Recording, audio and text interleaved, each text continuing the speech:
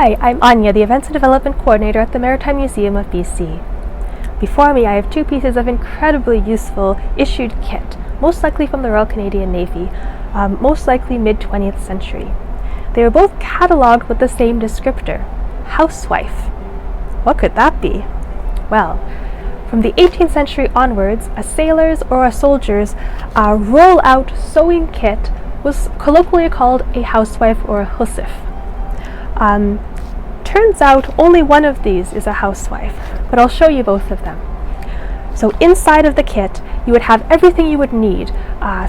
Thread, needles, maybe some patches, buttons, some darning wool to darn your socks, anything you would need to repair your clothes in the field. It was an incredibly useful skill for sailors and mariners, especially during the age of sail.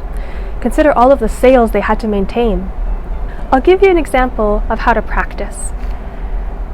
Embroidering your name and service number on every piece of your issued kit, like this one here. This object was catalogued as a housewife, but it actually isn't. It's a toiletry kit, which is also very useful in the field. It also rolls out, but I wanted to just show you the embroidery, the red embroidery over the name and service number, beautifully done by Kay Savinsky. After doing that, some light repairs to your shirt and jacket would be quick work.